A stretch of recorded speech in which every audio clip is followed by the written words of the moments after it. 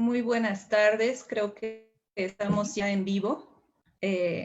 A nombre del Centro de Estudios de la Universidad San Francisco Javier de Chuquisaca, queremos dar la bienvenida a esta magna tertulia de nuestros apreciados doctores, investigadores, docentes formados en la Universidad Boliviana, del exterior, personal con grado de doctor. Vamos a dar la palabra a la doctora Zulimo, ejecutiva del Centro de Posgrado de Universidad Mayor Real y Pontificia de San Francisco Javier de Chuquisaca, para hacer la inauguración de esta tertulia. Muchísimas gracias. Muy buenas tardes, distinguida doctora María Elena Palma, docente emérita de nuestra universidad y docente del Centro de Estudios de Posgrado e Investigación, doctor Carlos Bravo, doctor Gabino Vargas, doctora Natalie Gantier, docente también de nuestra Casa Superior de Estudios, doctor Manuel Molina, responsable de los programas de diplomado, y distinguidos, apreciados doctores que asisten a esta tertulia. En nombre de nuestras queridas autoridades, quiero expresarles un respetuoso saludo y un agradecimiento a todos ustedes por compartir sus experiencias y sus conocimientos en esta tertulia. Tertulia que la consideramos de gran importancia, principalmente en los tiempos que estamos atravesando, ya que si bien estamos en una revolución científico-tecnológica o una revolución digital, eso nos está llevando pues a crear nuevos paradigmas educativos. Y esos paradigmas educativos es importante socializarlos. Y esta socialización pues nos va a llevar a un aprendizaje digital que ya no sea pues con un enfoque más elitista, sino más pluralista, más de masas. La misión, creo, más importante de todo esto, creo que es democratizar el conocimiento. Y eso es lo que pensamos realizar a través de todas estas tertulias. Bueno, yo les agradezco mucho una vez más, en nombre de todas las autoridades, en nombre del Centro de Estudios de Posgrado, y voy a ceder la palabra a nuestra querida y apreciada docente, doctora Natalie Gantier, para que pueda moderar esta tertulia. Bienvenidos y muy buenas tardes. Muchas gracias, doctora Zuli. Vamos a comenzar nuestra tertulia invitando a la doctora María Palma, que es docente de grado de la Universidad Mayor Real y Pontificia de San Francisco Javier de Chuquisaca, docente de posgrado, es un ingeniero químico, ciencia y tecnología de la Universidad Real Mayor y Pontificia de San Francisco Javier, así como directora del Centro de Estudios de Posinvestigación de la Universidad San Francisco Javier.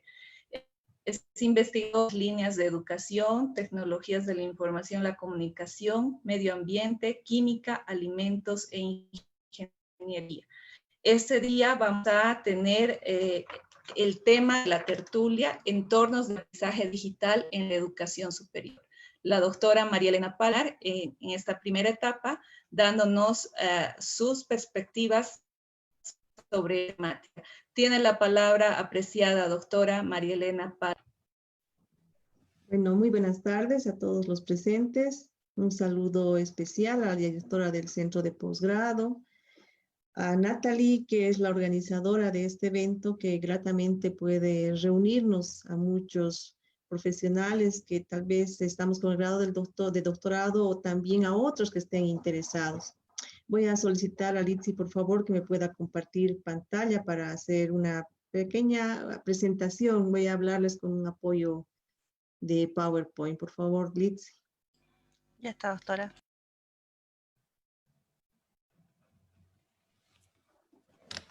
Bueno, cuando recibí la invitación, tertulia de doctores, dije ya, bueno, sí, tengo que participar nomás, porque soy un poco tímida a veces y no me gusta mucho hablar. Y bueno, cuando iba preparando esta presentación, pensé en entornos de aprendizaje digital y la primera palabra que me vino a la mente digital es si realmente teníamos que hablar de lo digital o teníamos que hablar de entornos de aprendizaje virtuales, porque en realidad en la pandemia eso es lo que nos ha sucedido. De repente de un estado presencial en el cual nos desenvolvíamos en el pregrado y también en algún momento en el posgrado, hemos empezado a transitar violentamente a otro escenario que es virtual, es decir, que sí existe, pero que no lo podemos ver ni tocar, estamos distanciados, ¿verdad? Entonces, tuve en cuenta la palabra digital y una breve definición dice es aquello relativo a los dedos, las extremidades de las manos y los pies del ser humano. El concepto de todas formas dice que está estrechamente vinculado a la actualidad, es decir, la tecnología y la informática. Bueno, con tecnología e informática y encima la palabra información ya estamos encaminados en lo que realmente, bueno, había querido decir digital y es lo que estamos haciendo en los procesos de enseñanza-aprendizaje. Entonces, en un entorno de aprendizaje digital, se involucran esas palabras de tecnología, información, informática. Ya en el proceso del entorno virtual de enseñanza-aprendizaje, nos dice que es un conjunto de facilidades informáticas y telemáticas para la comunicación y el intercambio de información en el que se desarrolla el proceso de enseñanza-aprendizaje en un entorno digital de enseñanza y aprendizaje, donde interactúan profesores, estudiantes y obviamente sabemos que también otro tipo de grupo de personas como administradores, profesores que elaboran materiales, etcétera. Entonces, bajo ese concepto, estamos bien. Entonces, partiendo de eso, yo había continuado con esta lámina para hacerles conocer cuál es el proceso de enseñanza y aprendizaje en tiempos de pandemia dentro de nuestra Universidad San Francisco Javier.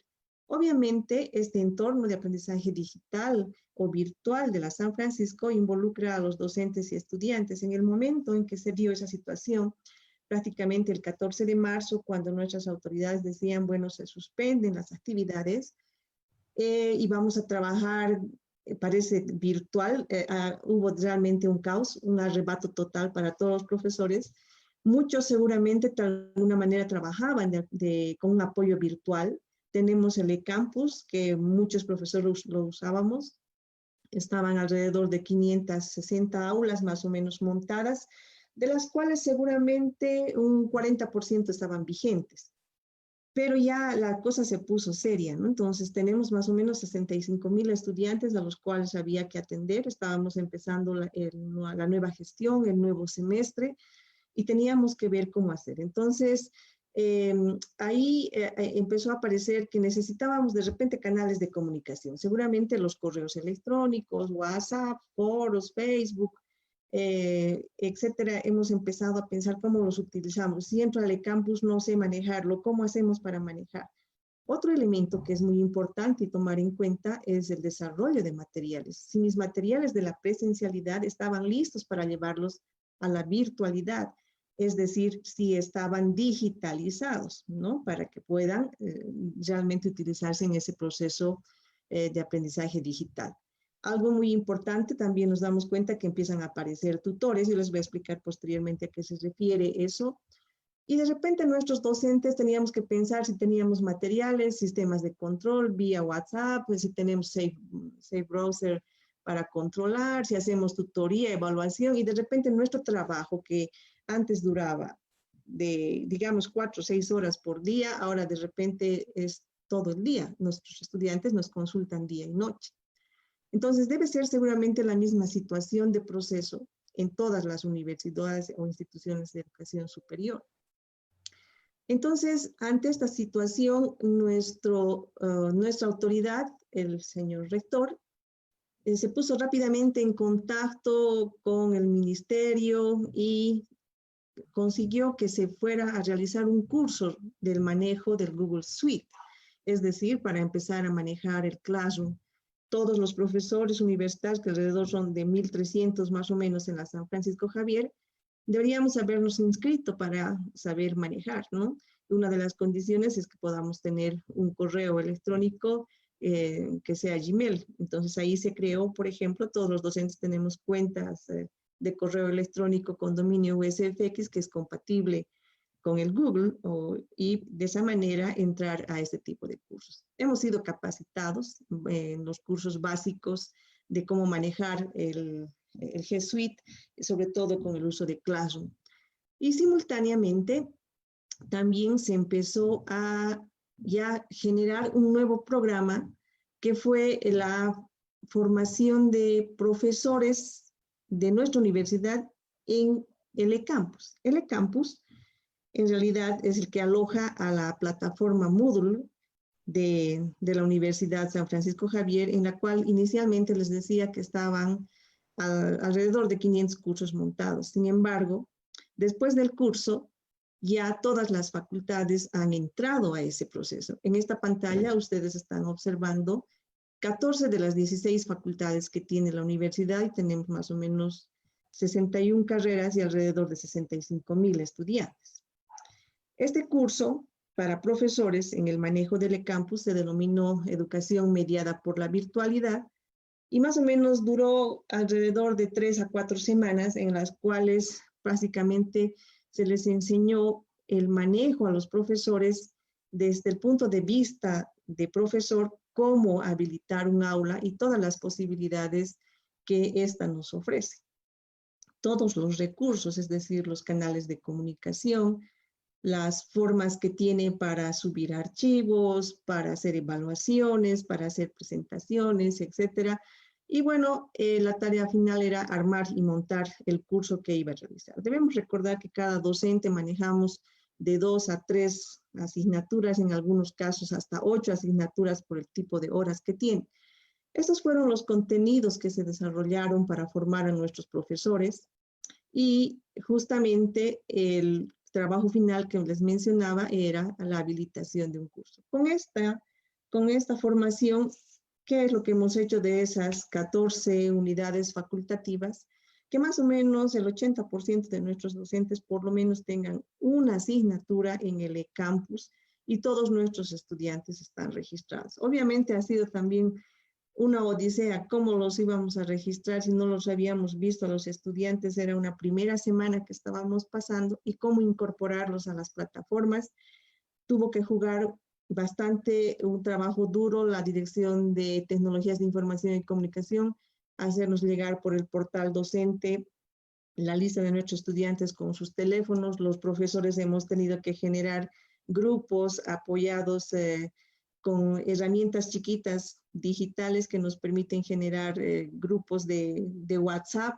Entonces, cada profesor ha aparecido con diferentes grupos, entonces se ha manejado simultáneamente WhatsApp, el eCampus, los correos electrónicos para que arranque la gestión 2020.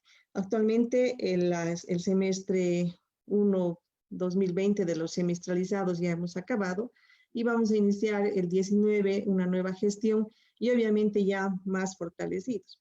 Muchos profesores han trabajado a través de Classroom, han usado bastante el Zoom y en el Zoom se ha tenido interesantes experiencias, como por ejemplo sabemos que todos tenemos que tener los micrófonos apagados y muchos de nuestros estudiantes no apagan, entonces empieza la bulla. O de repente algún profesor decía, ¿por qué de repente alguien está escribiendo sobre mi pantalla? Entonces ha empezado a generarse otro momento en el cual ya tenía que cambiar mi forma de ser docente, es decir, me estaba reinventando, me estaba reformando para utilizar estas herramientas. Nuestro sistema tiene un soporte operativo de campus permanente por facultades. Cada facultad tiene un administrador que va apoyando a los docentes en cada situación que se les presenta, en subir materiales, elaborar materiales, hacer cuestionarios, colocar videos, hacer enlaces, etcétera, ¿no? Y se ha reforzado también con otro curso de formación básica docente en uso de campus. Al margen hemos tenido también otros tipos de cursos para diseño de materiales, como por ejemplo el InDesign, que es un taller que servía para desarrollar tipo libros electrónicos, que ya es un poco más avanzado, pero sin embargo necesitamos de la constancia de nuestros profesores.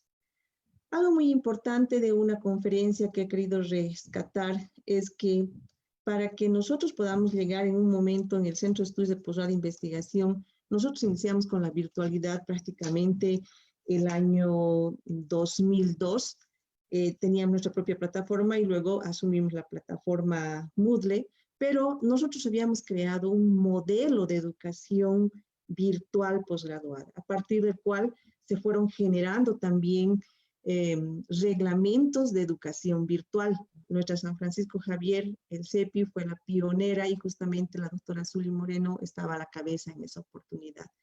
De ese modelo quiero rescatar esta triada en la cual aparece la docencia, la ciencia y la tecnología. Es decir, que para que nosotros podamos entrar en procesos de formación digital o virtual, ya sea en el posgrado y en este caso en el grado, que es más complicado porque son jóvenes con otras características, es importante que tengamos un cambio en lo que ha sido nuestra docencia. No es lo mismo ser docente de la modalidad presencial que de la virtualidad, por lo tanto, yo debo tener una nueva formación pedagógica, didáctica para trabajar en estos entornos. Y algo muy importante es la ciencia, es decir, la especialidad del área de conocimiento al cual corresponde la asignatura que yo voy a enseñar. Si yo no tengo un dominio completo, no puedo improvisar en un proceso de formación virtual o digital. Tengo que elaborar materiales. Tengo que saber a priori cómo voy a ir manejando para ir desarrollando esos objetivos, competencias y habilidades en mis estudiantes. Y otro elemento muy importante es la tecnología. Si bien sabíamos manejar el Office, sabíamos manejar el correo, el WhatsApp, nuestro celular, nos damos cuenta que necesitamos tener mayor práctica con otro tipo de herramientas, ¿sí? Hay herramientas muy interesantes o plataformas que nos pueden ayudar a mejorar el proceso. Entonces, si yo me descuido en estos tres elementos, no voy a tener éxito, obviamente, en el desarrollo del proceso.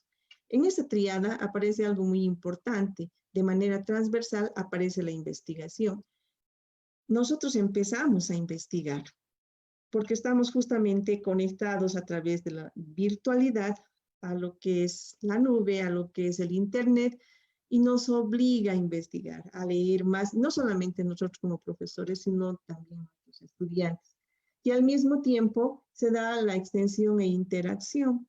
De repente, a través de los medios, empezamos a llevar lo que conocemos, como en este caso, la tertulia de repente es un proceso de extensión e interacción. Y se está dando la triada fundamental de las universidades, que es la docencia, investigación, extensión e interacción.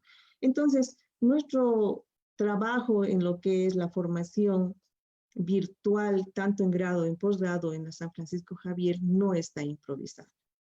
Es importante la capacitación en los recursos digitales, telemáticos y plataformas, de acuerdo a la definición que hemos tenido, pero es importante planificar el proceso de enseñanza-aprendizaje, diseñar y elaborar materiales, aplicar nuevos y pequeños descubrimientos o plugins, que yo lo llamo, o apoyos que mejorarán el trabajo, y sobre todo que nuestros estudiantes realmente estén aprendiendo y formándose, porque nos hemos debido dar cuenta que muchos entran, pero no sabemos si realmente están desarrollando las habilidades que nosotros queríamos o nos habíamos planteado en nuestro programa. Entonces, hay que seguir trabajando en esos aspectos.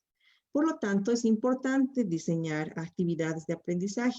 Esta, por ejemplo, es de una de las asignaturas que regento. Hay procesos, momentos de reflexión e interacción en grupo, que son foros en aula virtual y discusión en aula.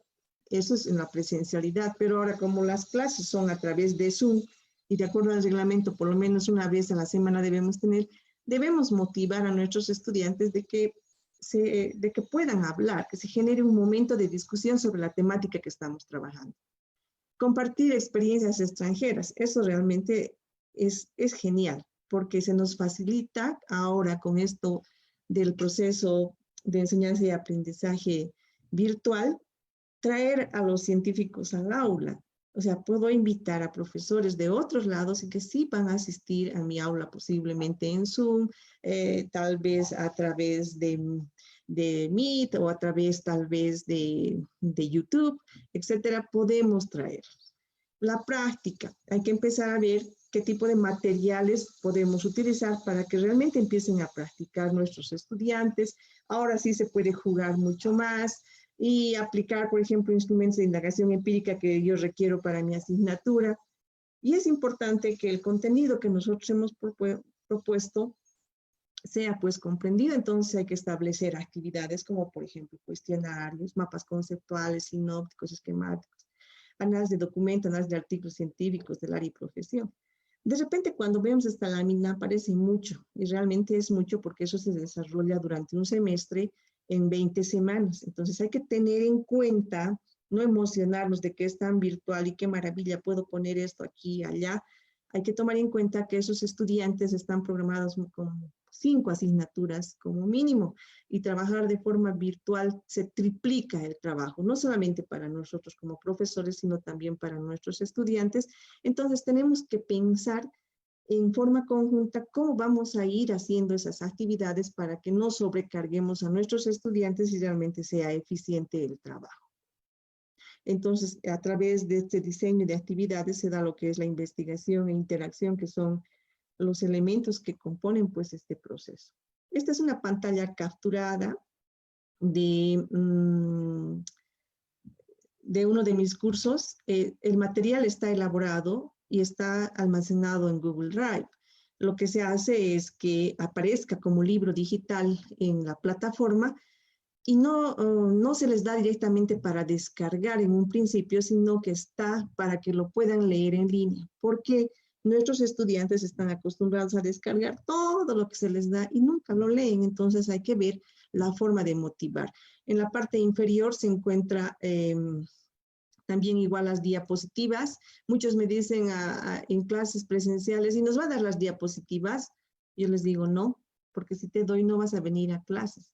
Y entonces lo mismo en las clases virtuales a través de Zoom, tampoco les demos todavía. O sea, démosles después de que han asistido, y que tampoco sea para descargar, sino que lo vayan revisando. Es una forma de garantizar de que efectivamente están trabajando.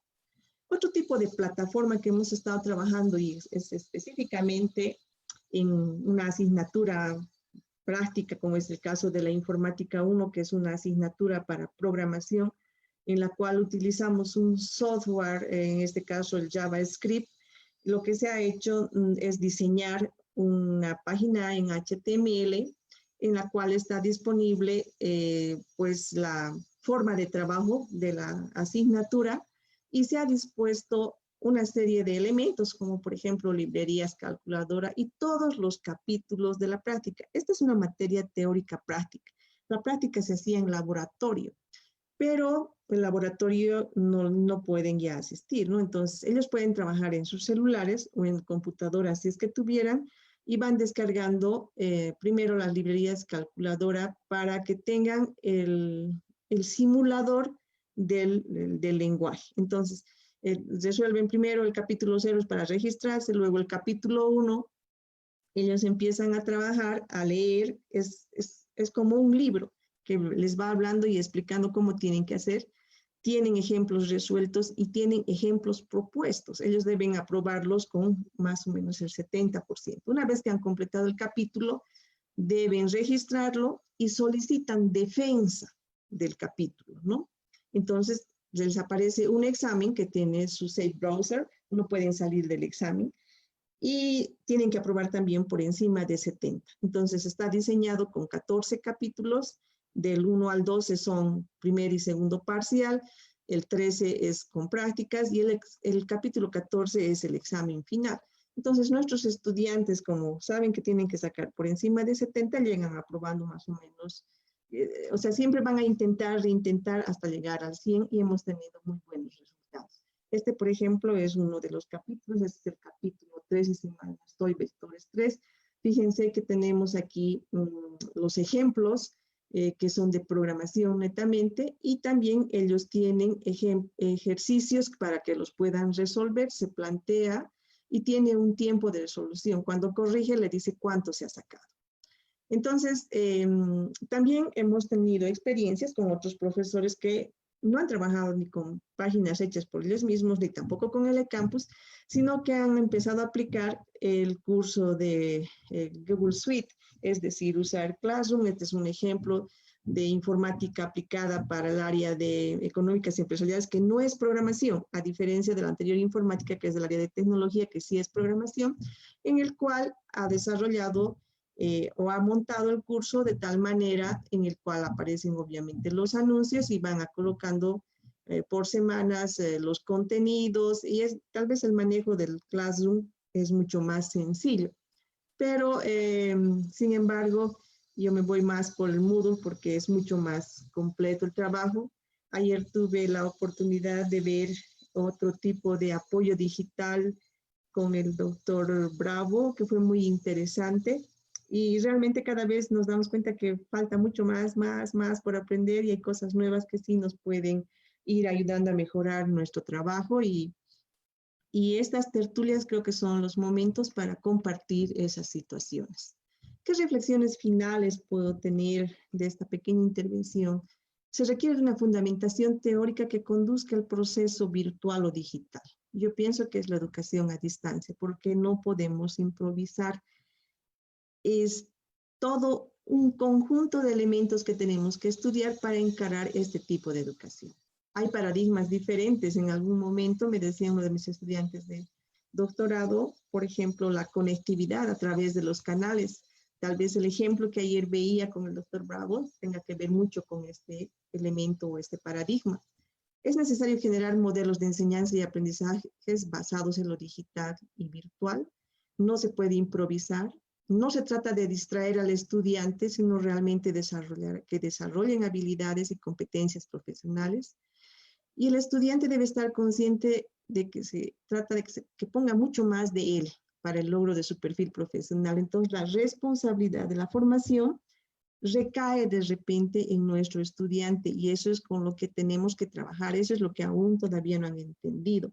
En algunas clases de Zoom, en algunas carreras, se llama lista antes de que entren, por ejemplo, a la clase de Zoom o al Meet o al YouTube, para que estén habilitados, porque son clases, son materias prácticas teóricas, ¿no? Y a veces no siempre lo novedoso es útil para los fines educativos. De repente, a veces cosas sencillas nos van a ayudar a mejorar nuestro proceso. Por lo tanto, nuevamente les digo, es importante la capacitación en los recursos digitales, telemáticos y plataformas, pero es importante planificar el proceso de enseñanza y aprendizaje, diseñar y elaborar esos materiales y aplicar nuevos y pequeños avances digitales para mejorar el trabajo, y sobre todo que nuestros estudiantes realmente estén aprendiendo y formándose de acuerdo a su perfil. Eso es lo que yo quería compartir rápidamente. Espero no haberme pasado de mis 15 minutos y estoy a disposición de ustedes cuando lo deseen. Gracias. Muchísimas gracias, doctora María Elena. Le agradecemos por su participación. Ahora vamos a invitar al doctor Carlos Bravo, quien es licenciado en Ciencias de la Educación, doctor en Ciencias Pedagógicas, máster en Tecnología Educativa, docente de grado de la Universidad Gabriel René Moreno, coordinador del doctorado en Ciencias de la Educación de la Universidad de Referencia y director del Observatorio de Tecnología e Innovación Educativa de la Universidad Autónoma Gabriel René Moreno. Tiene la palabra, apreciado doctor Bravo, para poder ilustrarnos con las experiencias en esta importante temática. Bueno, muchas gracias. Primeramente, bueno, agradecerle a la doctora Zuli, a Natalí y a todos los demás que más nos conocemos por esta vía que de manera presencial, aunque Natalí ya la conocía hace años atrás en La Paz, que coincidimos, pero el resto no nos conocemos. Pero esta es la gran ventaja que tienen los medios. Este tipo de medios tiene esa gran ventaja que nos conocemos sin tener que estar frente a frente. Eso quizás hace 20 años atrás no lo pensábamos, pero hoy es posible. Yo quiero compartir mi pantalla porque quiero hablar de un tema que nos toca a todos, incluido a mí también, por supuesto, ¿no? Que está muy vinculado a esta problemática que a veces nos encontramos del empleo de los medios. Perdón, aquí ya tengo. Ok.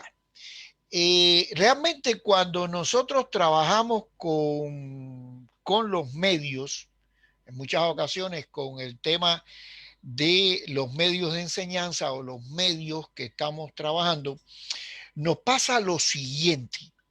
Hoy en día estamos con una gran cantidad de información presente, ¿no? Tenemos una gran cantidad de información que nos encontramos a cada día, que nos encontramos en cada momento. Entonces, ¿qué hacer con esa información? ¿Qué tenemos que hacer con ella? Es verdad que nos ha pasado algo. De buenas a primeras, estábamos acostumbrados a trabajar de modo presencial y nos pusieron una barrera adelante y nos dijeron cada uno para su casa. Es prácticamente como decía el otro día una psicóloga, que nos jubilaron, nos obligaron a jubilarnos. Entonces, estamos en presencia de una gran cantidad de redes, de una gran cantidad de sitios web, bueno, infinitos. Y por el otro lado, tenemos a la persona, a nosotros que estamos bajo esta influencia permanente. Han aparecido términos, no ahora, pero de la infoxicación, donde algunos dicen que cada vez aumentamos más de información de manera creciente. Bueno, hay datos que yo creo que ni vale la pena mencionar porque cada día crecen más. Ha aparecido también el tema de la infodemia, que está vinculado a la cantidad, al exceso de publicaciones científicas, en muchas ocasiones que se contradicen entre sí. Esta mañana, con los colegas de Verano TIC, trabajábamos con una especialista venezolana, una doctora, en el tema de la curación de contenido y llegaba a la conclusión en la conferencia que una de las habilidades o de las competencias que los profesores debemos encarar es la de la curación de contenido, es decir, cómo recepcionar ese contenido, cómo organizarlo y cómo transmitirlo. Y yo veo que evidentemente como nos hemos enfrentado a una situación no prevista, la doctora que me antecedió decía, tuvimos que capacitarnos. Y es totalmente cierto, tuvimos que capacitarnos. Y aún muchos profesores capacitados todavía se niegan a usar de una manera óptima estos medios. Entonces, yo creo que en todo este proceso hay algo un poco que nos hemos olvidado y es el canal a través del cual estamos transmitiendo la información. En cierta medida nos obligaron, porque es así, creo que hay que tenerlo en cuenta de esta manera, nos obligaron a trabajar en un mundo digital, a pesar que no estábamos preparados, a pesar que no sabíamos cómo hacerlo, nos vimos obligados a esto. Y en esa carrera hay algo que se nos ha pasado de largo, que es importante el tipo de canal de comunicación. ¿Por qué decimos esto? No estamos hablando solamente si es de la voz o si es absolutamente visual o si es la combinación de lo visual y lo sonoro. Estamos hablando un poco más allá. ¿Y por qué decimos esto? Porque cuando hablamos del canal, estábamos muy acostumbrados a hacer esto que aquí vemos, a trabajar de manera presencial, a exponer nuestras presentaciones en PowerPoint en una pantalla grande, a un auditorio que estamos viendo, que estamos observando, durante un horario de tiempo determinado. Ahora, evidentemente, no estamos en esas circunstancias. Ahora, ¿qué estamos enfrentando? Que muchas veces las personas, nuestros estudiantes, pueden ser que estén conectados a través de una computadora, puede ser que estén conectados a través de una tablet con una pantalla más chica, o generalmente la mayoría están conectados a través de su celular. Y ustedes dirán, bueno, ¿qué tiene que ver con esto? Aquí es donde entra a jugar lo que señalábamos hace un momento atrás. Nos estamos olvidando del canal, pero más específicamente debemos tomar muy en cuenta el medio en el cual se recibe la información.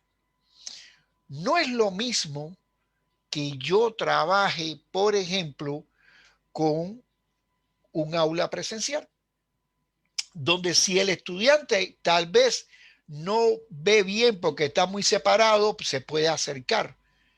Pero cuando transmito esa información a través de este tipo de sistema, es evidente que tengo que tomar muy en cuenta cuál es el medio a través del que se va a recibir esa información. Por ejemplo, sucede lo siguiente. Nos pasa, por ejemplo, que estamos utilizando muy a menudo las redes sociales. Cada día la red social más empleada es WhatsApp. Y evidentemente utilizamos WhatsApp. Conocemos de muchos profesores que aún a pesar de los esfuerzos que las universidades han hecho, como explicaba la anterior expositora, de crear cuentas en Google Classroom o de usar Moodle, etcétera, pero hay todavía muchísimos docentes que dicen, no, yo quiero trabajar solo a través de WhatsApp. Correcto, puede ser muy positivo trabajar solo a través de WhatsApp, estamos de acuerdo. Sin embargo, aquí entra nuestra primera preocupación. ¿Está tomando en cuenta las características de esta red para desarrollar, vamos a decirlo así, su clase? Por ejemplo, las imágenes que usted tiene que transmitir a través de WhatsApp tienen que ser imágenes que sean de un formato cuadrado. Es decir, si usted tiene sus diapositivas hechas en un formato horizontal, cuando las guardas como imagen, evidentemente ya pierden la animación, un elemento importantísimo en cualquier presentación en PowerPoint o en cualquier otro tipo de medio, pierden la animación, pero además ya no se van a ver de manera adecuada en la pantalla del celular. ¿Y por qué? Porque cada red tiene sus propias características en cuanto a la dimensión. ¿Y qué sucede? Bueno, si yo envío una, dos o tres imágenes, bueno, quizás no sea molesto, pero si yo tengo que enviar 20 diapositivas que ya no tienen animación, que tienen un texto, que tienen un tamaño de letra no adecuado o que tienen demasiada cantidad de información, ¿qué está pasando en el receptor? La primera la va a leer, pero ya la segunda le va a costar trabajo leerla y la tercera probablemente ni la lea. Entonces, ¿qué nos pasa? Que tenemos que pensar en la red a través de la cual vamos a interactuar. Eso es con WhatsApp, que es una de las más utilizadas, pero tenemos también el caso de Facebook, que también es una excelentísima red para trabajar a distancia, una red muy buena. Con ella desde el 2013 venimos realizando diferentes MOOC, diferentes cursos masivos abiertos y en línea.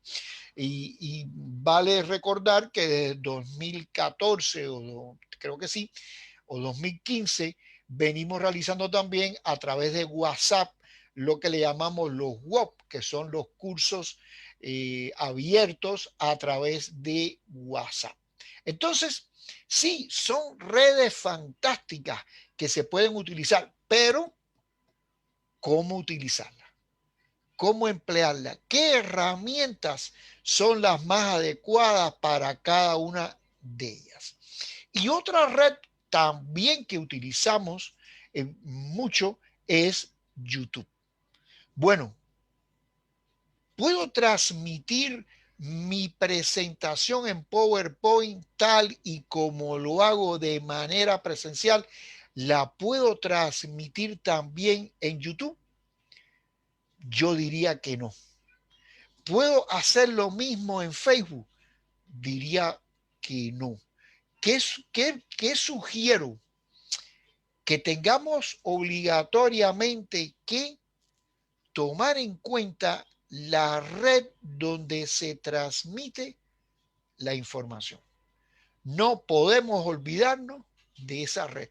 No podemos olvidarnos de sus características específicas para entonces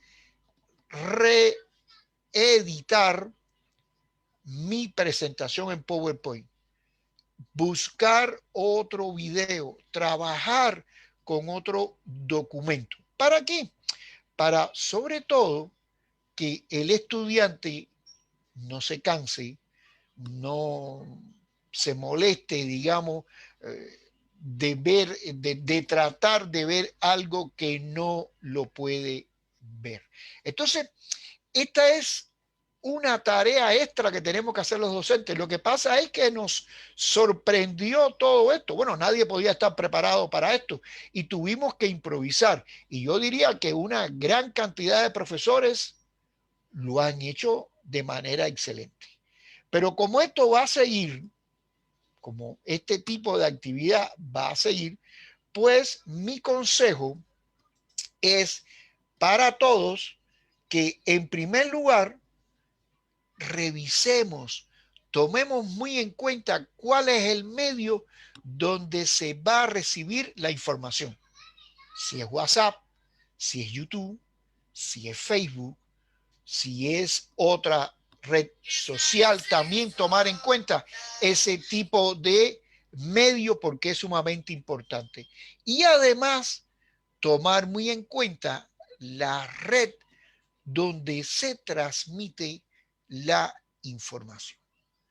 ¿Por qué? Porque no es lo mismo un tipo de red de mensajería instantánea que un tipo de red diferente. En las últimas semanas venimos insistiendo, por ejemplo, en el empleo de una red que apareció para los jugadores y que se llama Discord, y que en esta red hemos descubierto que se puede utilizar también para la docencia. Entonces, claro, lo que tenemos que ver con las tecnologías, lo que tenemos que ver con todo lo que tiene que ver, que está relacionado con la tecnología educativa, somos los responsables de enseñarle a nuestros profesores cómo poder trabajar en esto. Creo que esa es nuestra mayor responsabilidad, de enseñar a los profesores a utilizar este tipo de red, a darle otras opciones que no sean siempre las mismas, sino buscar un abanico de opciones que permitan trabajar de manera más cómoda y, por supuesto, de avanzar en su preparación de los medios. Esto creo que es uno de los elementos importantísimos que podemos tener y que podemos ayudar a los profesores. Con esto, bueno, yo termino, casi me quedaron 2 minutos, pero bueno, se los regalo al próximo expositor, o a Natalí, digamos. Muchísimas gracias, apreciado doctor Carlos, una vez más. Bienvenido bienvenido a este medio. Bien, pues no vamos a dar la palabra al doctor Gavino Vargas Murillo, quien es ingeniero informático de formación, tiene un doctorado en unidades, doctorado en epistemología e investigación, es investigador, docente de grado y posgrado de diferentes universidades de nuestro país y trabaja en las líneas de investigación de tecnologías de la información y comunicación, educación y intelectual. Pues tiene la palabra, apreciado doctor Vargas, en este coloquio. Bueno, muy buenas tardes a todos y gracias por la invitación. Bueno, en esta oportunidad vamos a tocar ese tema que es muy importante, referente a lo que son los entornos virtuales de aprendizaje. Bueno, en ese sentido vamos a, apoyar también en todos los puntos que han tocado los anteriores expositores. Y justamente vamos a compartir algunos aspectos que evidentemente son parte de las experiencias y que evidentemente vamos a manejar. Inicialmente debo señalar que ya en relación a la experiencia que hemos podido tener, ya tenemos aquí un artículo que hemos publicado el año 2016, en el cual ya se ha desarrollado, sí, lo que es la enseñanza virtual. Ya es un trabajo conjunto que se ha desarrollado en la Facultad de Medicina de la UNSA. Entonces, en este año 2016 ya hemos tocado esos aspectos relacionados a la enseñanza virtual. Entonces, justamente ya con esta experiencia y hasta el momento se ha podido valorar aquellos aspectos que evidentemente necesita cada docente y también el estudiante para poder abordar lo que es la educación a distancia, ¿ya? En ese sentido, ¿cuáles son esos aspectos que se han desarrollado? Primero, fíjense que también a partir de la coyuntura actual, la misma facultad y la UNSA han propiciado un curso donde nos hemos enfocado en la creación de cursos virtuales. Entonces, este curso ha sido expuesto para todas las personas que evidentemente han entrado en esta coyuntura y no han estado preparados, es decir, nos han agarrado por sorpresa. ¿Y cuáles han tenido que ser las actividades que vamos a afrontar para ya incursionar en la educación a distancia? Justamente, a muchos nos han agarrado en curva, no teníamos los conocimientos, no manejamos bien los equipos, el internet y todo lo demás. Entonces, con este curso hemos tratado de que podamos dar esos lineamientos para que los profesores y también estudiantes auxiliares y para todas las personas que quisieran se pudieran capacitar. Entonces, en este curso que hemos dado, se ha podido valorar, ha habido personas de todo el país, de todos los departamentos, también del exterior, que justamente también hemos podido intercambiar algunos criterios, docentes también de las universidades del exterior, y en ese sentido se ha valorado también varios aspectos que ahora ya han sentado de base, ¿sí?, para poder desarrollar lo que señalaba el anterior expositor, la fundamentación teórica, ¿sí? Muchas veces vamos a la parte empírica, ¿sí? Entonces nos vamos a la empírica y decimos, a ver, somos profesores de matemáticas, ¿qué programa vamos a manejar? ¿No es cierto? Entonces un docente bien nos dice, no, este programa X me ha funcionado tan bien que los estudiantes me han dado un rendimiento muy bueno. Entonces todos son, en mi criterio, algunos aspectos empíricos y muy subjetivos, ¿ya? En ese sentido, tenemos que hacer el sustento teórico para luego ir a la aplicación. Pero en nuestros casos ha sucedido al contrario. Hemos ido a utilizar primero la tecnología y luego recién hemos visto cuáles eran los sustentos teóricos, ¿sí?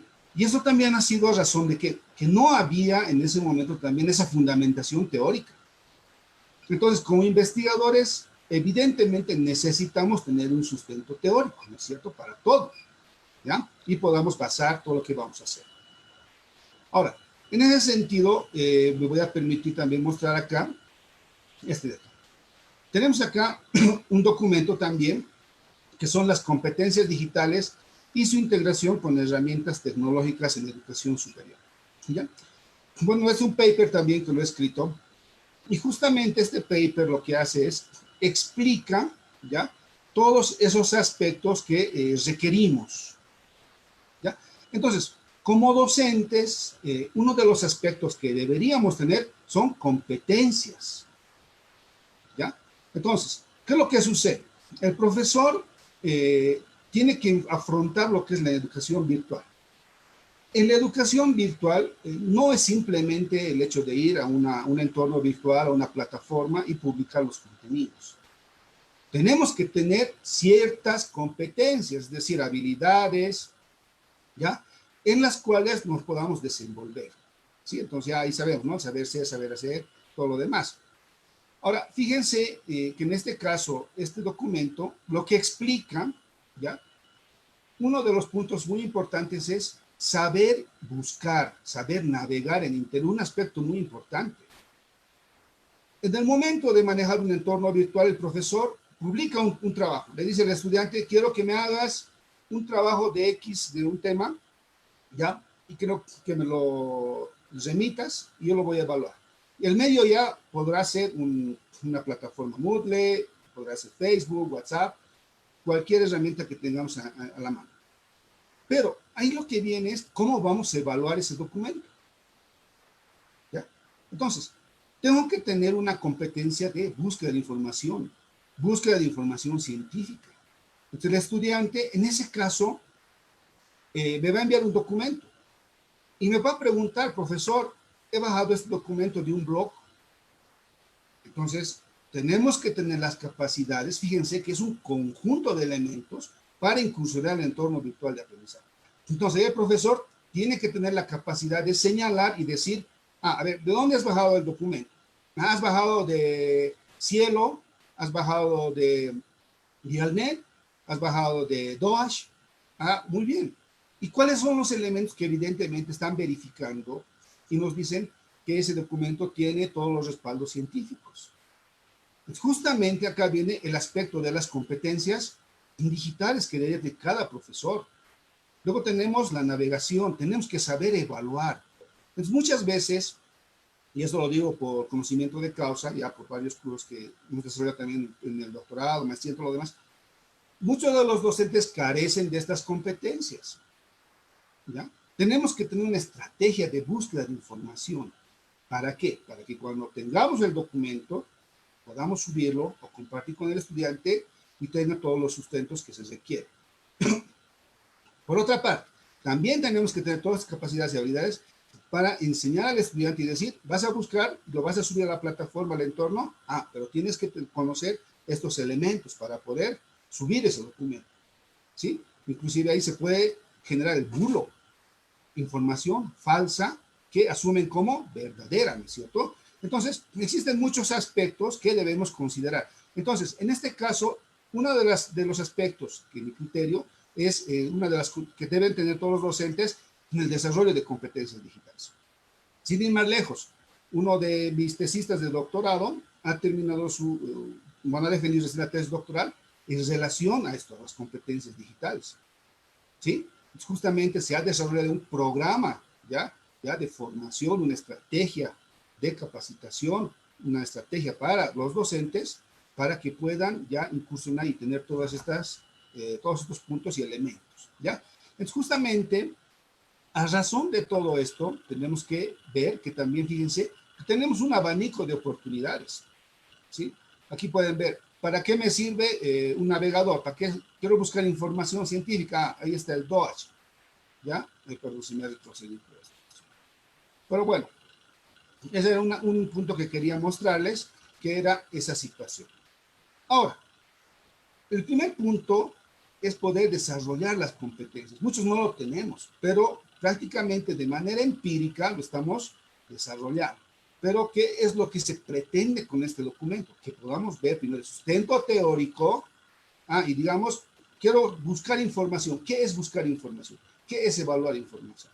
¿Qué es desarrollar un contenido digital? Entonces, tengo que saber. Por ejemplo, aquí fíjense que hay uno que es comunicación y colaboración.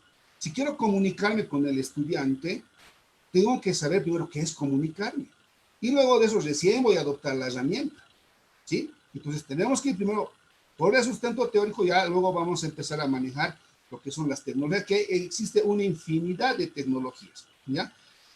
Fíjense que también existe otra que es creación de contenidos digitales.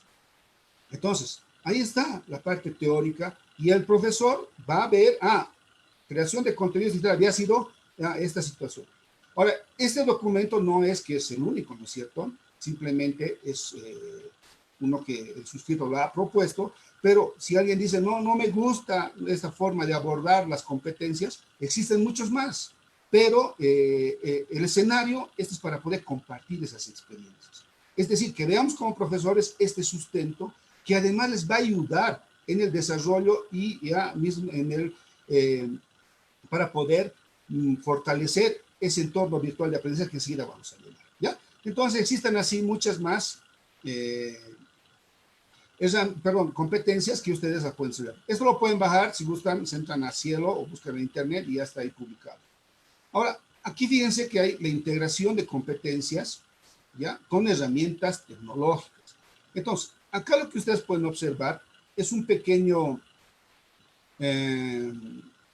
un detalle, ¿sí? ¿Para qué me sirve, por ejemplo, el DOAS, ¿ya? No estoy yendo a utilizar, en este caso, la herramienta. Me sirve para navegar, para buscar información. Me sirve para evaluar. Quiero ver si tiene plagio la información. Porque el entorno virtual de aprendizaje va a almacenar un conjunto de elementos, contenidos, información. Entonces, en este sentido, tengo que saber evaluar. Entonces, para eso, aquí hay una herramienta digital que es gratuita y ustedes van a poder verificar si hay plagio. Evidentemente, existen muchas más, pero simplemente es un punteado para que podamos ver. ¿Dónde puedo almacenar mi información? ¿Cómo puedo interaccionar con los estudiantes en el proceso de enseñanza-aprendizaje? Ahí están los formularios. Y fíjense que este es del 2019, antes de que aparezca también lo que es la pandemia, ¿ya? Pues ahí estaba el Hangout, ahí están los sistemas virtuales de aprendizaje, ¿sí? Y muchos más que evidentemente de alguna forma ayudan, ¿sí? Van a ayudar. Y uno de esos aspectos también es la netiqueta. Entonces, ahí también, ¿qué es la netiqueta? Entonces, muchos profesores les consultaban, ¿sabe qué es la netiqueta? Entonces, al momento de escribir, ustedes muy bien saben, en un blog, en un chat, en mayúscula, es gritar. Entonces, justamente, muchos carecían de ese conocimiento, porque nos ha agarrado en un momento que no teníamos esos conocimientos. Entonces, justamente, con este pequeño documento, se habla y se aborda de esos aspectos. Entonces, para ir a lo que es la educación virtual, uno de los aspectos que considero es desarrollar esas competencias digitales, ¿ya? Que muchas veces lo sabemos hacer. Es decir, ¿sabes manejar el Google Suite? Sí, lo sé manejar, pero ¿para qué? Entonces, tenemos que ir un poco más acá, retroceder y ver estos aspectos teóricos. Voy a lo siguiente. Tenemos ahora lo que son, para que funcione ya, una vez que funcionan las competencias, tenemos que desarrollar y construir recursos educativos. Y muchas veces, bueno, ya esto es de la gestión 2017, había el problema de los profesores, cómo desarrollamos recursos didácticos. Entonces, buscando, ¿y cómo se hace? No, aquí me dice que Excel 1, otro 2, ¿cuáles son los pasos? Entonces, justamente también este documento, que está publicado también en Cielo, ¿qué es lo que muestra? Muestra una pequeña estructura o un esquema para que se pueda desarrollar lo que son los contenidos digitales. Es decir, ¿cómo desarrollamos los contenidos digitales? Hasta los profesores nos preguntamos, ¿cómo has desarrollado tu clase en Prezi? ¿O lo has hecho en PowerPoint? ¿O te has grabado la clase? ¿Cómo lo has hecho? Es justamente para que se pueda desarrollar el curso, o en este caso el material, existe también el sustento teórico. Y justamente es lo que también este documento apoya ese proceso. Entonces, fíjense que acá, ¿qué es lo que se aborda? Se aborda qué tipos de materiales audiovisuales existen, perdón, qué tipo de materiales sean audiovisuales o cuáles más se han podido utilizar. Y también se aborda lo que son los recursos educativos informáticos, ya que son los NTICs, también los que son los offline, los que son online y todo lo demás. Y aquí viene el aspecto que también es una propuesta. ¿Cuál es? Es el desarrollo de materiales didácticos. Entonces, para desarrollar un material didáctico como profesores, justamente partimos de ¿qué? De una etapa de selección. Hay que identificar qué material tiene el profesor. Luego nos vamos a la etapa de composición. Esa etapa de composición va a permitir a todos los profesores poder relacionar y ver cuáles son esas tecnologías que van a apoyar a la identificación de los contenidos. ¿Ya? Pues justamente ya tenemos una idea de cómo vamos a construir. Y finalmente viene una evaluación. Y va también, evidentemente, tiene su retroalimentación. No quiero.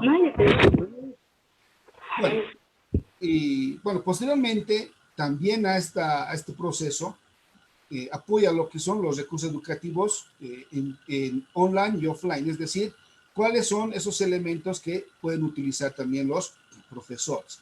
Entonces, nuevamente, reitero, muchas veces nos hemos ido, voy a grabar mi clase, me voy con el Camtasia, o me voy con el Avi Scream, o cualquiera que exista, pero luego decimos, llegado ese momento, ¿cómo voy a desarrollar? Como les digo, existe una infinidad de propuestas, pero también tenemos acá una opción propia, ¿no es cierto? Sin utilizar la idea de las de afuera. Ahora,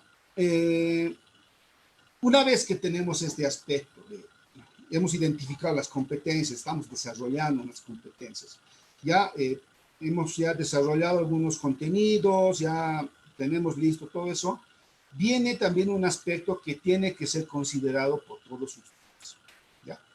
¿Cuáles son las estrategias educativas que van a manejar? Es decir, voy a utilizar, a ver, uno que manejamos todos, o sea, el de Google Suite. Ahí tenemos para hacer mapas conceptuales. Entonces el profesor dice, no, voy a utilizar mapas conceptuales, es excelente para mi clase y todo lo demás.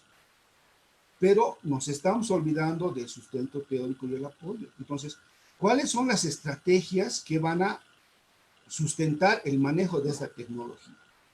Entonces, en ese sentido, ¿qué es lo que se muestra este paper? Muestra estrategias que el profesor utiliza. De una forma empírica la estamos utilizando. No es que no lo utilizamos. Todos los días utilizamos ciertos puntos para el desarrollo de nuestras clases. Entonces, acá lo que tengo es un pequeño, una descripción, ¿ya? Primero de las estrategias educativas, ya son las preinstruccionales, coinstruccionales, postinstruccionales, y luego vienen ya cada una de ellas asociado a la tecnología que estamos utilizando. Es decir, por ejemplo, aquí tenemos qué estrategias preinstruccionales manejamos, ¿ya? Entonces, fíjense que manejamos objetivos, tenemos organizadores previos, señalizaciones, ¿ya? Entonces, mucho de eso lo manejamos todos los días. Tenemos también estrategias coinstruccionales de enseñanza. Entonces, el profesor, ¿en qué se apoya? En ilustraciones, organizadores previos, preguntas intercaladas, mapas conceptuales, mapas mentales. Y las postinstruccionales, resúmenes, analogías, ¿sí? Entonces, fíjense que todos estos elementos ya los desarrollamos todos los días, ¿no es cierto? Y también vienen estrategias de aprendizaje, considerando también el aspecto del receptor con el cual estamos interactuando, que es el estudiante. Y aquí vienen algunas clasificaciones de las estrategias del estudiante, que también es necesario que él también sepa. Porque justamente el estudiante, cuando está abordando el desarrollo, el cumplimiento de actividades en una plataforma, es necesario que sepa cuáles son esas tecnologías que están disponibles para él, ¿ya? Y finalmente acá pueden observar ustedes que también se muestra la estrategia y la tecnología digital, ¿ya? Es decir, voy a dar mi clase introductoria y para mi clase introductoria voy a manejar una estrategia preinstruccional y tengo un mapa conceptual. Y el mapa conceptual tiene su descripción y cuáles son las tecnologías que puedo utilizar. Tengo ABCD. Como experiencia, cuando se les da a los estudiantes, ya sea en pregrado, posgrado, alguna actividad, dicen, ¿cuál es la herramienta que voy a manejar? ¿En qué programa puedo desarrollar este trabajo? ¿Cuál me recomienda? Pues justamente tenemos acá una lista de opciones que son gratuitas en su mayoría, que el profesor puede también utilizar, ¿ya? Directamente considerando la estrategia.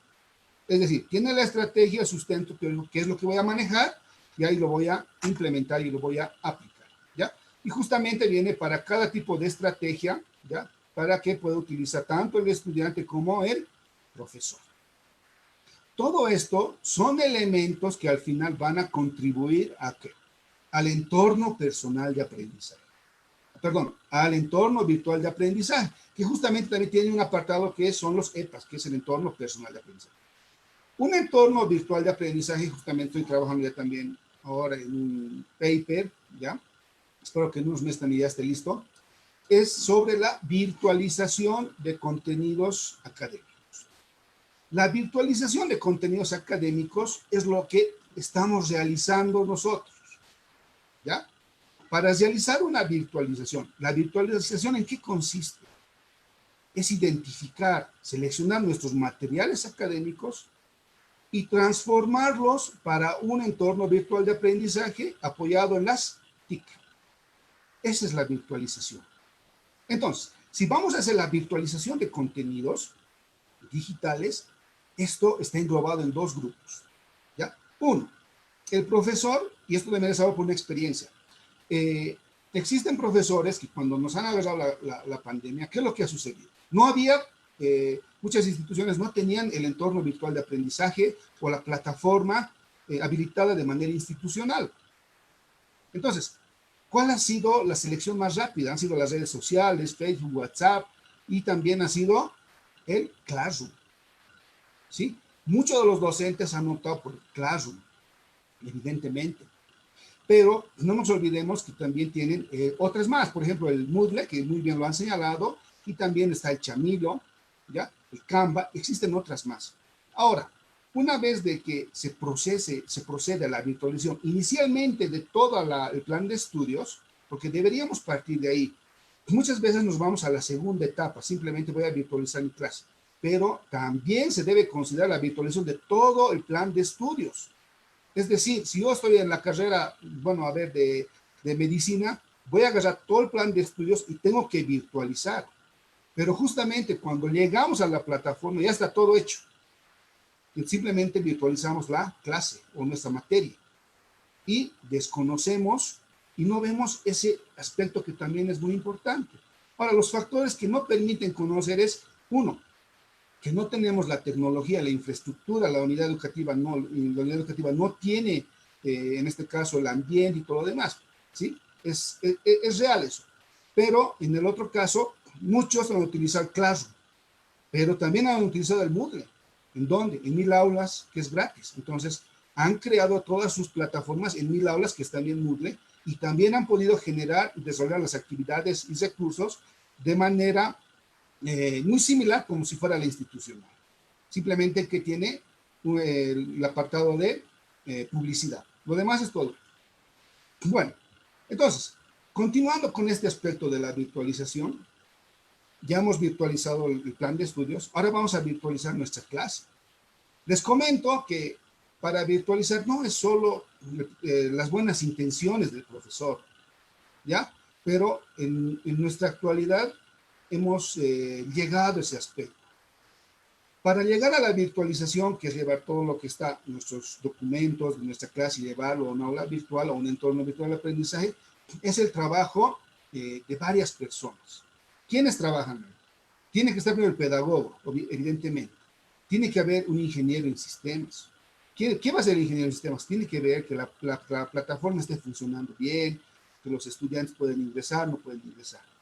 Tiene que haber un diseñador gráfico. Para proponer nuestros documentos, nuestros materiales, debemos desarrollar las competencias relacionadas, ¿sí?, en la construcción del material. Y muchas veces, viendo lo que es la pirámide de aprendizaje, ustedes muy bien saben que no solo va a entrar por la lectura, tenemos que saber construir y ver cómo el estudiante va a poder ingresar o va a entrar esa información al estudiante. Tiene que haber también un diseñador instruccional para manejar lo que es el entorno virtual de aprendizaje. Entonces, en este sentido, deberíamos trabajar con varias personas, pero lamentablemente muchas instituciones no tienen lo que es ese conjunto de profesionales que nos puedan colaborar. Tampoco tenemos una unidad de sistemas que nos dé todo el soporte, ¿ya? Todo esto ha recaído en que el profesor está desarrollando todas esas competencias. Por ejemplo, si uno quiere desarrollar materiales, evidentemente tienen que tener cuidado, porque el momento de manejar una imagen, ¿qué pasa si no está considerando el aspecto de plagio? Tenemos problemas en el desarrollo. Para ello, tenemos que ver algunos elementos que nos permitan también visualizar estos aspectos, que al momento de mostrar los contenidos no tengamos problemas. Justamente hay muchos profesores que no quieren mostrar sus contenidos. ¿Por qué? Porque no saben de dónde han bajado o no quieren poner la fuente. Entonces, para ello tenemos que saber manejar todo eso. Y eso es parte de las competencias digitales. Entonces, ya para terminar, creo que ya estoy sobre la hora. Justamente ese aspecto de la virtualización nos lleva a ese aspecto. Ya hemos considerado todos esos elementos y lo que viene ahora es elegir la estructura del aula virtual. No se centra simplemente en colocar los elementos de acuerdo a un orden que nosotros tengamos. Pero evidentemente la literatura nos dice que no existe una estructura definitiva, es flexible. Y para ello también podemos usar una estructura de aulas virtuales de la metodología PASIE, ¿sí? Que también prontamente vamos a compartir también toda esa información. Pero al final de manejar todos estos elementos que le digo que deberíamos tener todos nosotros y construir un entorno virtual de aprendizaje, el aula virtual, ¿sí? Va a estar más fortalecido. Actualmente carecemos de muchas competencias, estamos en ese proceso de desarrollo, estamos construyendo, aprendiendo todos los días más. ¿Para qué? Para poder transmitir esa información, cumplir con todo lo que nos dice también la literatura, ¿sí? Que evidentemente es un aspecto que personalmente considero que es también importante, apoyándonos y darle información, ¿ya? La mejor información hacia el estudiante, ¿sí? Y bueno, creo que, bueno, con eso voy a terminar. Ha sido, bueno, el tiempo un poquito corto en mi caso, y muy feliz de compartir esta información. Muchísimas gracias. Muchísimas gracias a usted, apreciado doctor Vargas, en atención a la metodología que hemos decidido para esta tertulia. A continuación vamos a ceder el turno a cada uno de ustedes para hacer tal vez algún comentario o pregunta a la exposición que ha tenido alguno de ustedes y hacer una breve intervención. Tiene la palabra la doctora María Elena Palma, perdón, para hacer su intervención, pregunta, comentario a alguno de sus colegas expositores. Bueno, muchísimas gracias, Natalie. Bueno, efectivamente, ayer le había seguido yo al doctor Carlos Bravo con ese material que nos presentaba sobre Indicor, si no estoy mal con el nombre, y realmente es una herramienta que pues va a permitir mejorar la comunicación con los estudiantes, porque a diferencia del WhatsApp, tiene como una especie de memoria que va almacenando todo lo que se va haciendo, de tal manera que los estudiantes que van ingresando pues no se han perdido mucho, ¿no? Entonces rápidamente se pueden enrolar. Y creo que ese es un aporte muy interesante que sí se puede aplicar. Eso es cuando les decía que hay cosas pequeñas que parecen insignificantes, como por ejemplo ese se usaba para jugar y seguramente los chicos de la escuela lo usan bastante cuando están de gamers. Les va a ser fácil transitar. En relación a lo que mencionaba doctor Vargas, efectivamente hay coincidencia con la presentación que yo había estado realizando y pues efectivamente el hacer educación es pues un trabajo no de una persona, es de un equipo. Es así como lo habíamos visualizado en el CEPI en el año 2002, cuando habíamos tenido ya un equipo de informáticos que se ocupaban de la plataforma, un equipo de diseñadores de materiales e incluso habíamos elaborado un diplomado en diseño de materiales para garantizar de que efectivamente ese trabajo virtual se pueda realizar. Fuimos los pioneros en desarrollar ese tipo de programas. Obviamente el rol del profesor también cambia. Ciertamente cuando somos profesores de la presencialidad tenemos cierta pedagogía y didáctica y la cual hemos cambiado al transitar a esta nueva forma de trabajo que es lo virtual. Nos convertimos también en tutores, en guías y el trabajo es más personalizado con el estudiante. Había una pregunta que veía en el chat en la cual decían, ¿cómo hacemos para que en el posgrado se incorpore esta situación de la virtualidad, de lo que es la digitalización, etcétera. En realidad, más bien ha sido al revés. Hemos empezado en el posgrado con lo que son los procesos de formación posgradual virtual. Hemos generado a partir de un modelo de posgrado virtual de la Universidad San Francisco Javier, a partir de la cual se han diseñado los programas como tal y se han generado reglamentos. Entonces, cada programa que se lanza del centro de posgrado, ya sea a nivel de diplomado, especialidad, maestría y en este caso doctorado, los profesores están acompañados por un equipo que garantiza que los módulos que se vayan a desarrollar alcancen pues esa finalidad del desarrollo de las competencias y habilidades que queremos de nuestros participantes de posgrado. Se elaboran materiales que están bajo, en este caso, los principios de la educación a distancia. Los materiales no solamente es agarrar y subir un PDF o un libro, sino que hay que escribir de tal manera que el estudiante sienta la presencia del profesor o el tutor que le está acompañando en ese material que hemos diseñado. Entonces, la transitividad, como dicen, de lo presencial a lo virtual en el posgrado no es complicado porque más bien hemos empezado ahí y en realidad la virtualidad basada en la educación a distancia que está basada en lo que es la andragogía, estaba diseñada para personas adultas que tienen otras características muy distintas a nuestros estudiantes de grado, ha sido mucho más fácil el tránsito. Entonces existe toda una teoría que está por detrás para desarrollar todos nuestros programas de posgrado virtual, sobre todo en la San Francisco Javier. Gracias. Bien. Muchísimas gracias a la doctora María Elena Palma. Vamos a ceder la palabra al doctor Carlos Bravo, siguiendo el orden para que pueda comentar o preguntar e intercambiar algún criterio con sus colegas.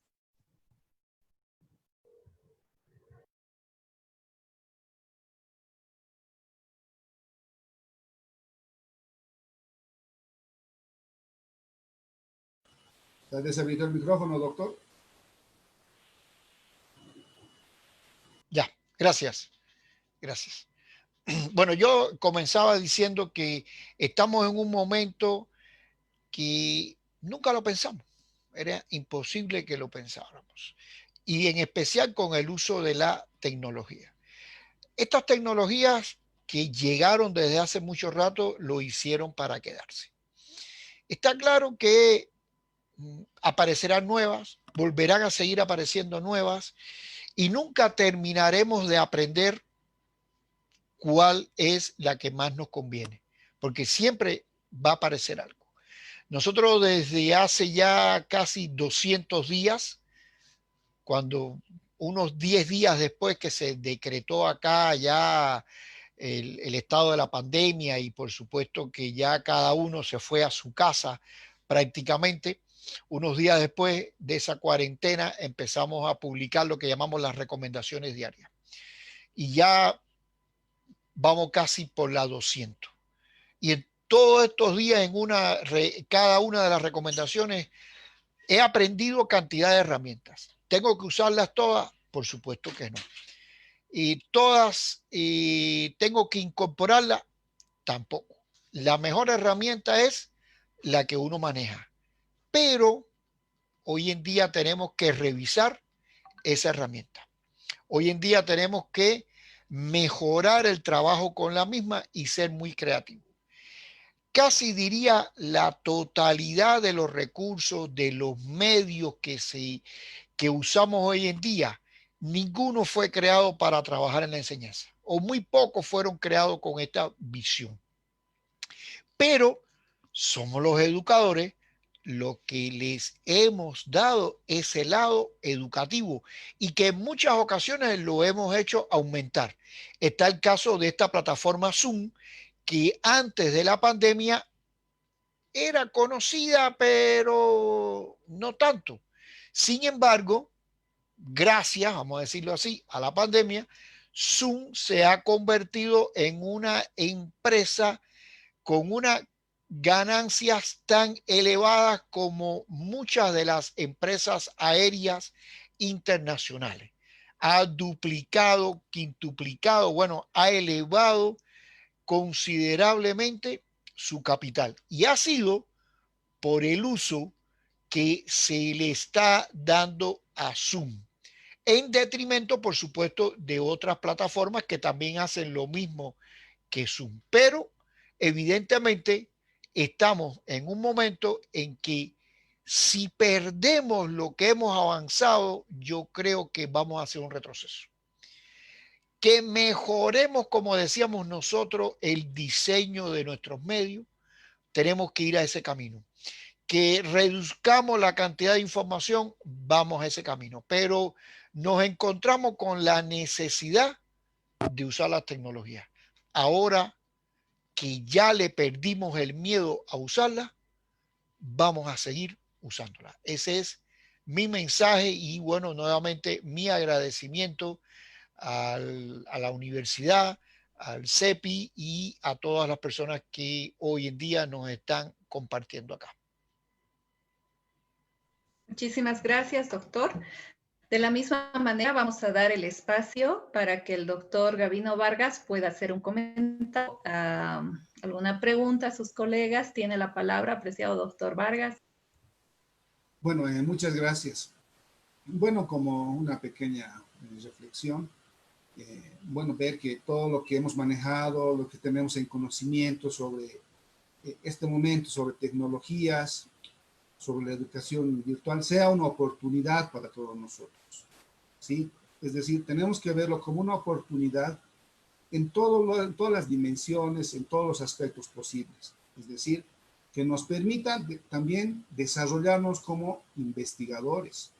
Es decir, existen experiencias tan interesantes, tan buenas, que cada uno está desarrollando, que deberíamos contribuir esto a toda la sociedad y transmitir ese conocimiento. ¿Ya? Muchas veces tenemos la experiencia y simplemente se queda ahí y no lo estamos compartiendo. Entonces, considero que este momento es una oportunidad para todos los profesores para poder desarrollar mucho más ese aspecto de la investigación. Evidentemente va a conllevar más esfuerzos, porque aprender una herramienta no es de la noche a la mañana, ¿sí? Toma su tiempo, tienen que capacitarse, existen muchos problemas, mucho más ahí viendo las generaciones digitales. No es lo mismo para un joven que esté dictando docencia que para una persona que ya tiene bastante trayectoria y que no haya tenido la oportunidad de poder relacionarse con las tecnologías. Entonces, justamente, esa es mi reflexión, que también sea una oportunidad y sigamos construyendo mucho más. Finalmente, agradecer por la oportunidad de haberme permitido intervenir en esta tertulia. Muchas gracias a todos. Muchísimas gracias, doctor Vargas. Una vez más, agradecidos nosotros como universidad a ustedes por su participación. Voy a dar lugar a la lectura de una pregunta que me ha llegado al WhatsApp de Facebook y se las dejo para que cada uno pueda tal vez respondernos. Dice, ¿cómo puede ser usado el paradigma del conectivismo al momento de elaborar estrategias metodológicas en el proceso de enseñanza-aprendizaje? Tal vez alguno de ustedes quiere comentarnos. Tienen la palabra, doctores.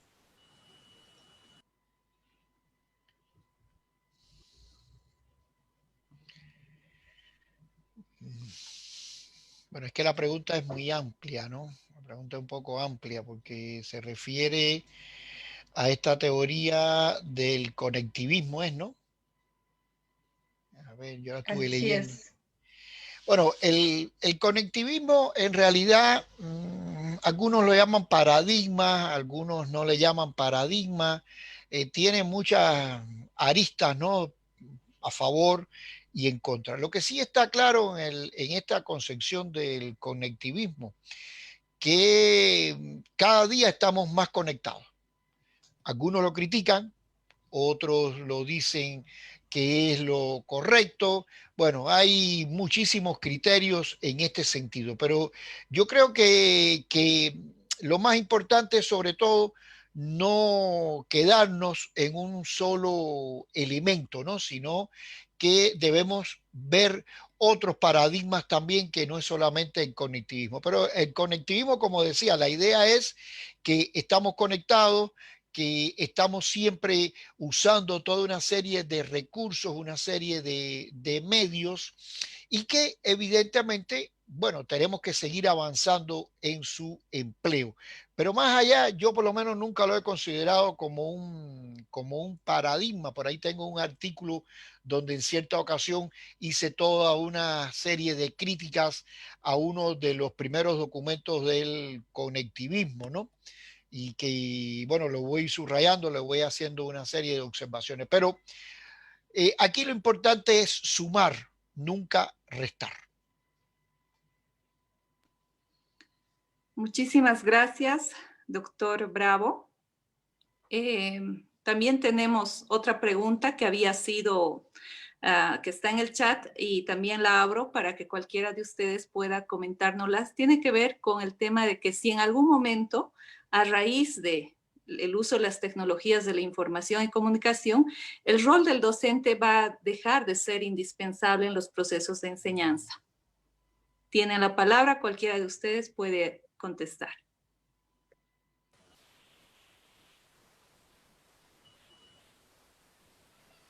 A ver, bueno, en ese sentido, considero que no, ¿ya? Y voy a poner como ejemplo el aspecto de medicina. Por ejemplo, el rol del profesor, por más de que se tenga todo lo que es toda la tecnología y la mejor tecnología para lo que es la educación virtual, no va a poder cumplir el rol del profesor. En esos casos, por ejemplo, se desarrolla mucho la actividad práctica.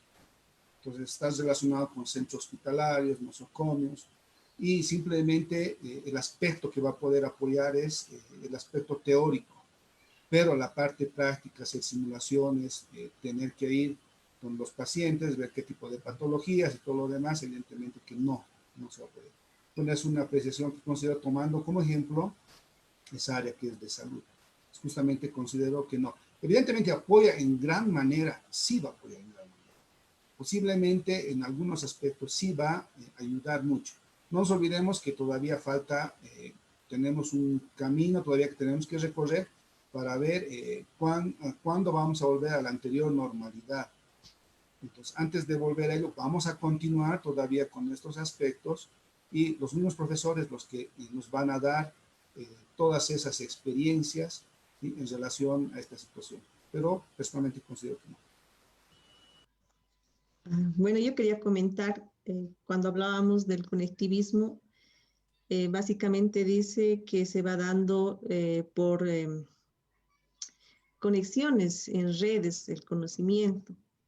Y cuando hablamos de este proceso de enseñanza y aprendizaje apoyados por lo virtual o digital, estamos conectados en redes. Ciertamente hay un cambio en la forma de aprender de nuestros estudiantes y una forma de enseñar de parte de nosotros. Había mencionado que no solamente ya somos profesores, sino tutores. Y ahí va la segunda parte. Decía, ¿por qué desaparecería el profesor si a través de las redes, conectándome aquí y allá, puedo conseguir ese conocimiento? Pero no es solamente el conocimiento, sino que nosotros tenemos que generar, desarrollar habilidades y competencias en ese futuro profesional para que sea capaz de desempeñarse en el mundo cuando ya esté formado, pues, ¿no? Entonces, es muy interesante eso del conectivismo, tampoco podríamos desecharlo, sí está muy vinculado a lo que son los procesos de formación virtuales ahora, porque estamos conectados a redes. Y la parte, eres docente y eres tutor, no va a desaparecer, porque tiene que haber un guía que, si bien el estudiante, aquel que ya es bastante maduro, ha asumido la responsabilidad de su formación y es autodidacta, posiblemente haga menos uso de su tutor. Pero en grado necesitamos orientar a nuestros jóvenes, porque la idea de ellos es simplemente aprobar. Con 51 no importa aprobar, no es aprender. Entonces nuestro rol es muy importante, ¿no? En ese sentido, creo que esas dos preguntas están bastante vinculadas. Y algo más quería acotar, y no espero no cansarles. cuando hacía mi presentación mostraba una tríada dialéctica entre lo que es la docencia, la ciencia y la tecnología.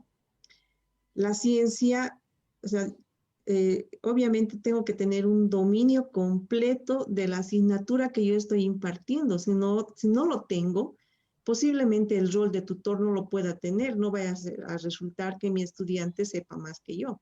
Entonces eso me obliga a que constantemente esté preparándome, esté estudiando y esté investigando. En esa lámina aparecía la investigación como transversal y efectivamente Gabino tiene mucha razón. O sea, impulsar a la investigación. Automáticamente en todas las asignaturas se da el proceso de investigación. Cuando damos alguna tarea, estamos obligando a nuestros estudiantes a acudir a fuentes de información, a aplicar tal vez análisis documentales. Estamos metiéndolos sin querer en lo que es investigación. Entonces sí se va a dar ese proceso de investigación. Esa triada en algún otro momento podríamos analizarla ya desde el punto de vista educativo para ir mejorando las competencias de nuestros profesores, tanto en el grado como en el posgrado. Muchas gracias.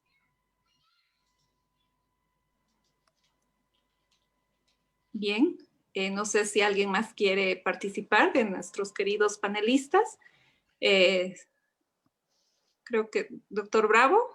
Sí, yo lo que creo es que nunca la labor del profesor va a estar al margen. Primero porque nuestra tarea es la de organizar el aprendizaje.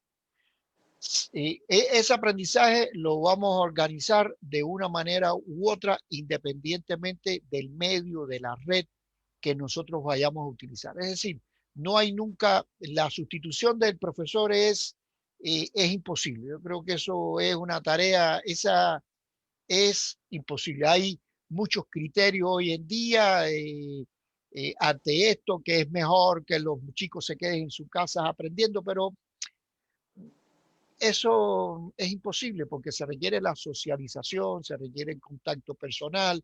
Somos seres humanos, no somos autómatas, ¿no? Entonces, por eso la labor del profesor es permanente. Ahora, a veces las personas toman el camino más fácil. Uno escucha muchos comentarios donde se dice, la educación virtual es pésima. No, la educación virtual no es pésima. ¿Quién ha dicho que la educación virtual es pésima? Pero hay personas que evidentemente lo primero que dicen es la educación virtual es pésima, la educación virtual es mala. Y no, no es así.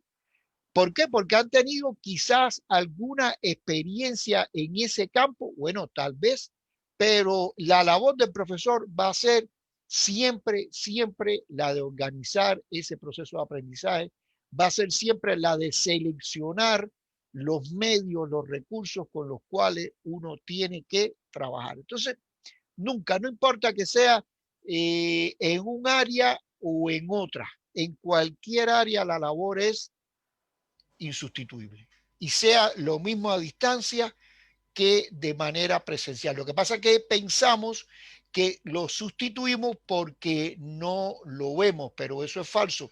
Detrás de eso está el trabajo del profesor.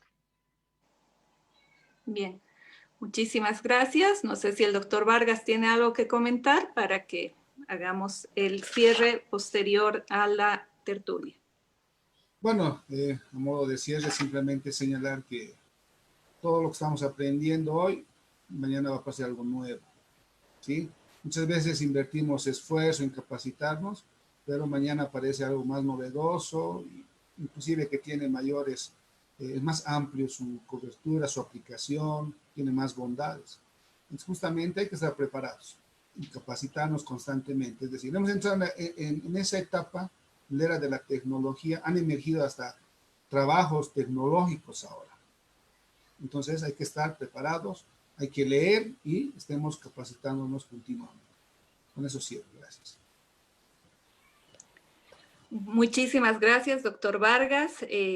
A manera de síntesis y para cerrar esta tertulia que ha sido auspiciada por la Universidad San Francisco Javier y el Centro de Estudios de Posgrado e Investigación, Queda resaltar que en las participaciones de la doctora María Elena Palma, del doctor Carlos Bravo y del doctor Gavino Vargas, se ha destacado que el elemento que es importante es considerar la integración de lo pedagógico, didáctico curricular, con las tecnologías de la información y la comunicación. Llegar a comprender esta profunda relación va a garantizar que todo proceso que tenga una modalidad diferente pueda desarrollarse de la manera óptima y realmente dar resultados satisfactorios en lo que es la educación de grado como es el posgrado.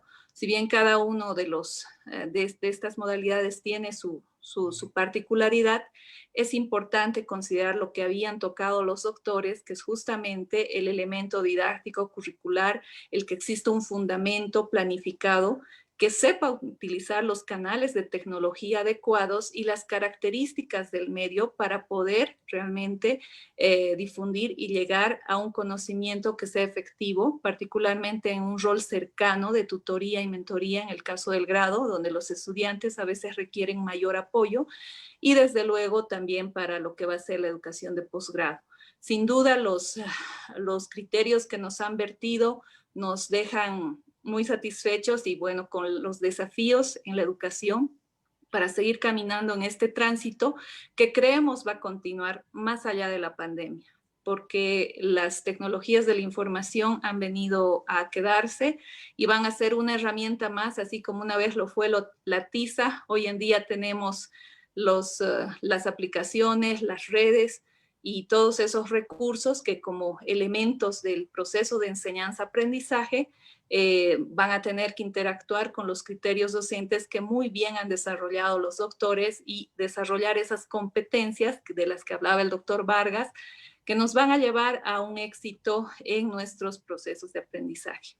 A nombre del Centro de Estudios de Posgrado e Investigación, de la Red de Doctores de Bolivia, de la cual nuestros apreciados expositores son parte, queremos dar gracias a toda la audiencia que se ha congregado en la sala Zoom, así como también en nuestras redes sociales, e invitarlos a seguir participando en estos ciclos de tertulias que los vamos a tener obviamente en cada mes y vamos a tener temáticas diferentes en diferentes áreas del conocimiento en las cuales vamos a poder tener la participación de nuestros queridos docentes, investigadores que desarrollan tareas tan importantes en la educación en Bolivia. Para nosotros es una satisfacción contar con profesionales de tan alto nivel y con las capacidades que realmente nos han demostrado. Y bueno, alentarlos a que quienes nos siguen, quienes son apasionados por la academia, por el conocimiento, puedan continuar con nosotros en sintonía de estas tertulias y difundirlas, porque nuestro objetivo es socializar el conocimiento, es facilitar los aprendizajes, es desarrollar ciencia y tecnología y educar a nuestra sociedad boliviana que tanto necesita manejar criterios en todas las áreas del conocimiento. Muchísimas gracias y muy buenas tardes a todos.